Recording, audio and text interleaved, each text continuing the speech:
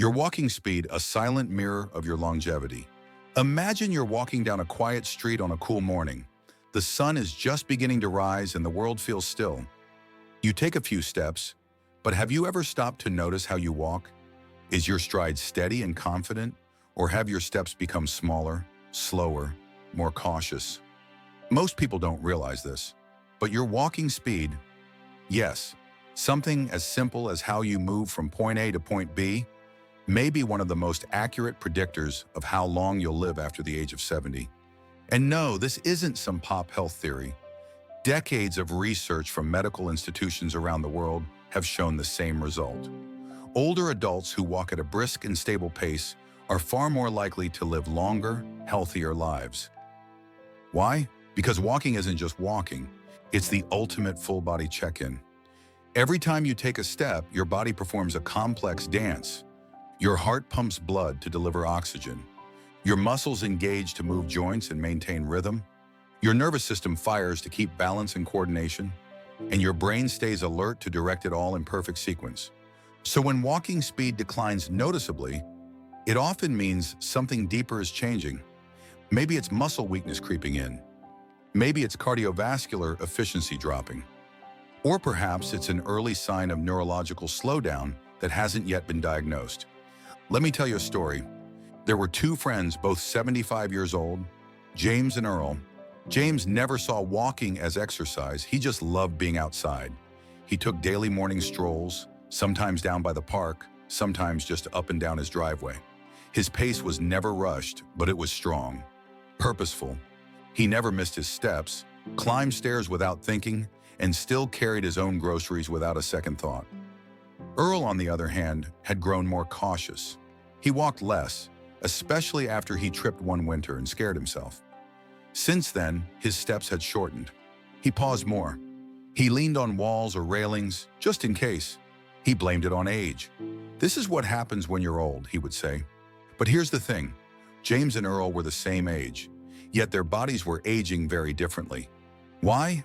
Because James's regular walking had become a daily investment in his mobility, balance, and independence. Earl's hesitation, though understandable, had slowly allowed his body to lose strength and confidence. You see, your legs are your foundation. They carry you through life, literally. And when your foundation weakens, everything above it becomes less stable. But here's the best part. Walking speed is not fixed. It can improve. Even after 70, even after 80. If you've noticed yourself slowing down lately, taking shorter steps, or feeling less steady, don't ignore it, but also don't fear it. Instead, see it as a signal, a message from your body that it's time to take action. Start small. Take walks after meals, even if it's just to the mailbox and back.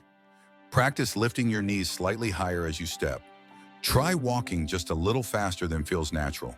Add in light ankle weights or balance drills if you feel ready. You don't have to turn into an athlete. You just need to keep moving. Because the truth is, how fast you move through life, literally, says a lot about how long you'll keep moving at all.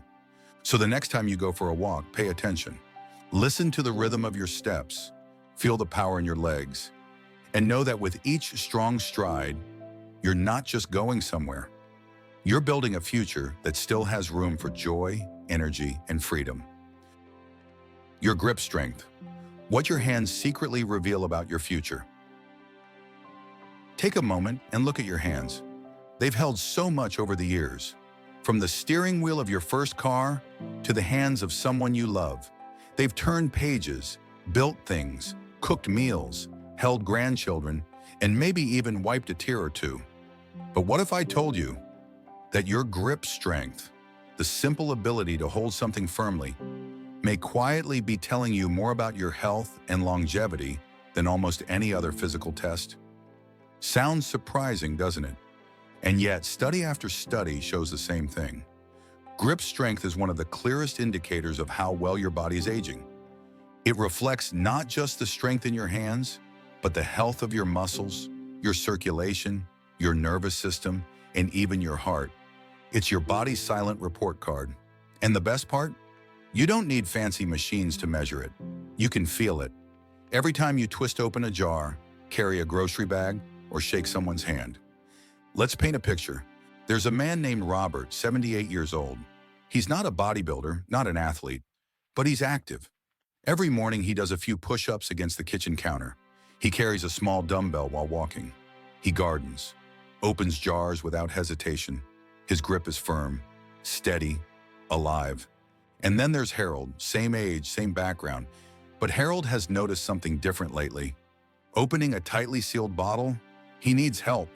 Holding onto the dog leash during a walk feels like a strain. Picking up his toolbox, not without both hands now. Harold brushes it off, calls it normal aging. But here's what he doesn't realize, that a weakening grip can be the first domino to fall in a chain of physical decline. When grip strength fades, it often points to loss of muscle mass in the arms and upper body, decreased nerve signaling from the brain to the muscles, poor blood circulation, and even increased risk of falls, frailty, and earlier mortality. Your hands, as small as they seem, are a reflection of your whole body's vitality. But here's the hope. Grip strength can absolutely be rebuilt. You don't need a gym or complicated routines. Keep a stress ball or tennis ball nearby. Squeeze it a few minutes each day. Use hand grippers. Inexpensive, powerful tools that can transform your grip in just a few weeks. Try carrying your grocery bags with control, not just by dragging them. Hang from a sturdy bar if you can. Even a few seconds at a time trains your entire upper body. And perhaps most importantly, stay consistent. Even light resistance repeated daily can trigger your muscles to reawaken and your brain to strengthen its connection with your limbs. Because here's the truth no one tells you. As long as you're alive, your body is still listening, still willing to adapt, still capable of change. So the next time someone shakes your hand, pay attention. Do you feel a sense of strength flowing through your palm, through your forearm, through your core? If not, don't worry, just begin. Start where you are. Train your grip, train your strength, train your independence. Because how well you can hold on to the things you love, quite literally, may determine how well you hold on to life itself. Your balance, the invisible skill that protects your future. Balance, it's something we rarely think about until the moment we begin to lose it. You don't notice balance when you have it. You step off a curb, reach for a cabinet, turn quickly in the hallway, and everything just works without effort. But what happens when it doesn't? A slight stumble, a near fall, the need to reach for furniture as you walk.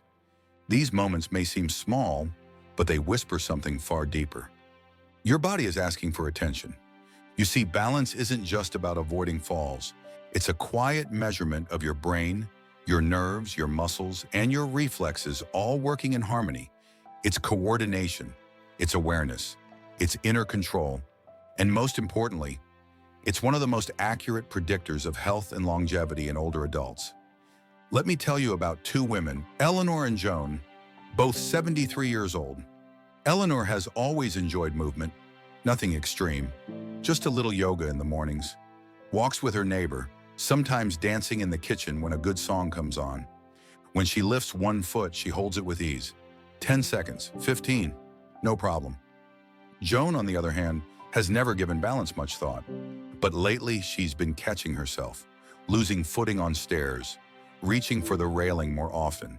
She tried standing on one leg recently and wobbled after just a second. She laughed it off. But inside, she wondered, is something wrong with me? The answer? Not wrong, just untended. Because here's the reality. Poor balance is not just a minor nuisance. It's strongly linked to a higher risk of serious falls, decreased cognitive function, early signs of neurological changes, and even shortened life expectancy. But don't worry, this story doesn't end here. Balance is one of the most trainable skills at any age. Yes, even after 70, even after 80. You're not stuck with the balance you have. You can improve it step by step. Here's how.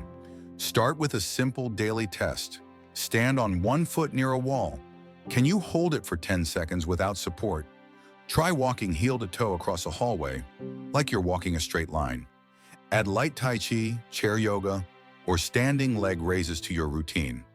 Focus on ankle strength, core control, and posture, all of which support your stability. The key isn't perfection, it's practice. Daily, gentle, consistent motion. Because every second you spend training your balance, you're also training your independence, your ability to walk alone, to shower alone, to live on your own terms. So if you found yourself grabbing the back of chairs more often, or walking slower because you're unsure of your footing, don't wait. Start now. Strengthen your foundation. Because when your balance is strong, everything else becomes easier. From walking confidently to dancing freely, even into your 80s or 90s. Let your body know you're still in control. Because balance isn't just about staying upright. It's about standing tall in life. Your sleep quality, the nighttime secret to a longer, stronger life. We often treat sleep as a side note, a closing chapter at the end of a long day, a routine, a necessity, something we do without much thought. But here's the truth most people don't realize. Your sleep is not passive, it's powerful. Because while the world is quiet, your body is hard at work. It's repairing tissue, balancing hormones, strengthening the immune system, and clearing waste from the brain. In fact, scientists have discovered that during deep sleep, the brain literally washes itself, removing toxins that, if left unchecked, may contribute to memory decline and even diseases like Alzheimer's. And as we age, sleep becomes more than just rest.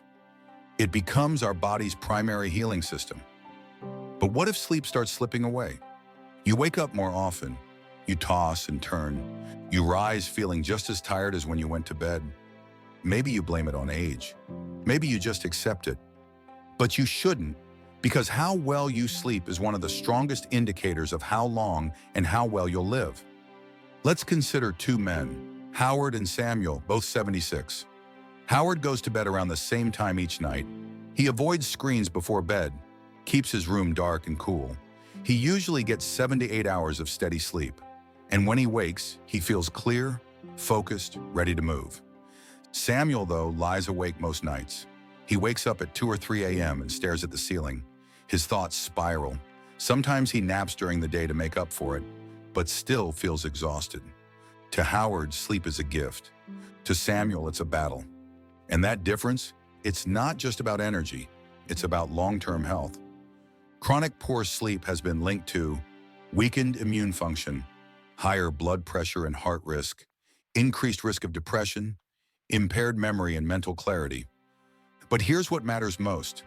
Poor sleep is not inevitable with age. There is always something you can do. Start by honoring sleep like the vital health pillar it is. Create a wind-down routine. Dim the lights, read a book, practice breathing, limit caffeine, alcohol, and heavy meals before bed.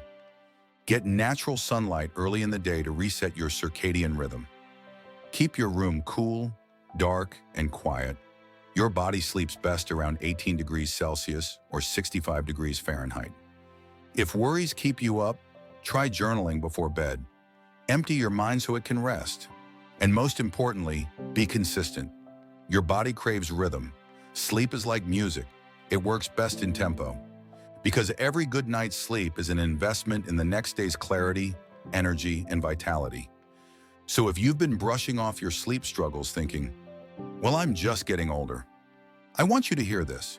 You deserve restful sleep at every age. And it's never too late to get it back.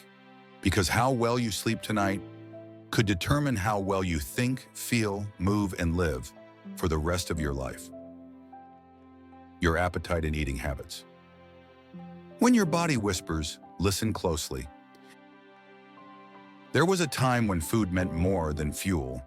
It was joy, it was connection, it was life. The aroma of your favorite dish, the comfort of a family meal, the satisfaction of finishing a plate with friends. But something changes with age. The meals grow smaller, the hunger fades, you start skipping breakfast. Forget to eat lunch. Maybe you only nibble at dinner. It's just aging, you might say.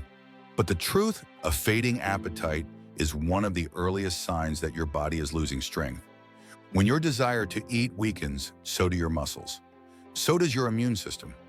So does your energy, quietly but steadily. Your body still needs building blocks: protein to preserve muscle, healthy fats for brain power, fiber for digestion, and hydration to keep everything moving. Think of your appetite like a conversation with your body. When it starts speaking less, it's time for you to speak up. Don't wait until your clothes fit looser or your weight drops unexpectedly. Don't normalize fatigue, weakness, or dizziness. You can take control. Cook with color: bright vegetables, rich greens, natural flavors. Eat with others, because connection makes meals meaningful.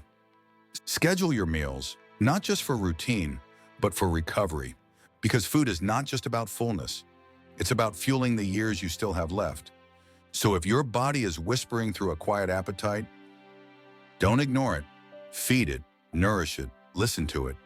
Because when you give your body what it needs, it gives you strength in return.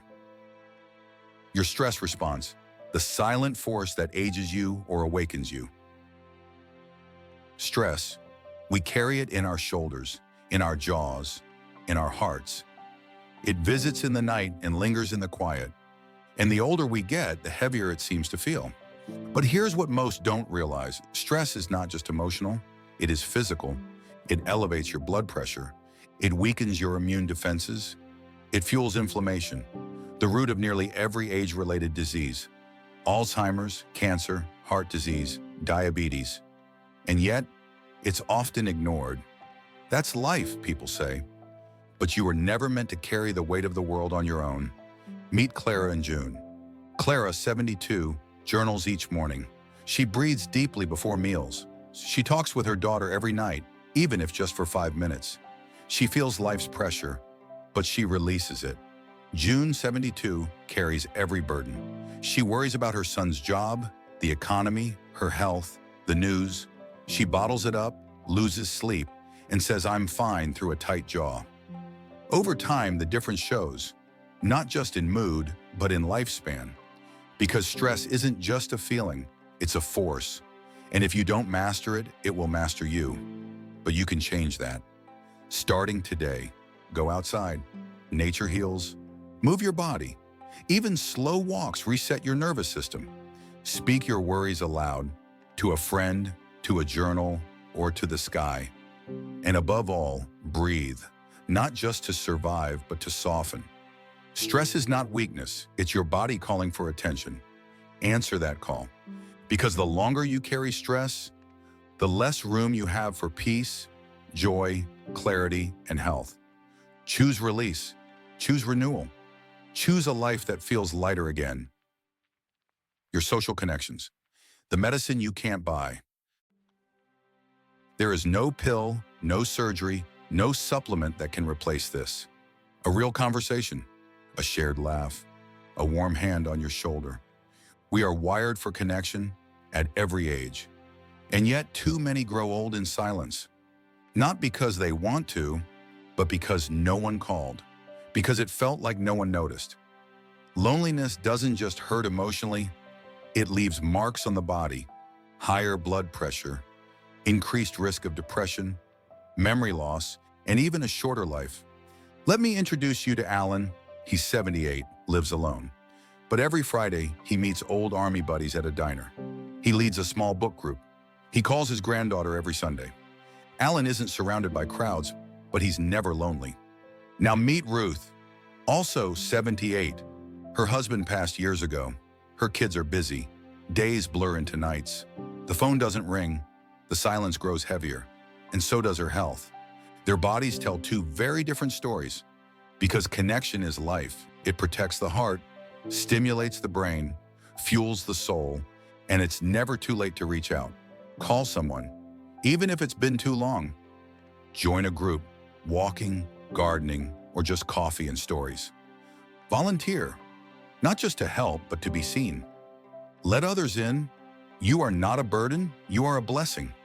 If you're feeling isolated, don't wait for someone to find you. Be the first to speak, the first to smile, the first to reach out. Because every friendship you rekindle, every moment of laughter you share, isn't just good for your mood. It might be the reason you live longer, stronger, and more joyfully. a life still worth strengthening.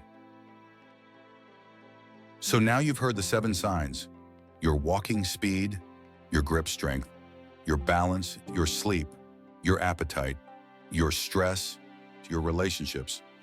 These are not verdicts. They're invitations. Invitations to move more, eat better, rest deeper, laugh louder, connect often. Your story isn't over. Your best years might still be ahead, not because they're easier, but because you're finally listening to your body and honoring it. So take that next step, literally and figuratively, because longevity isn't just about how long you live, it's about how well you live the time that remains.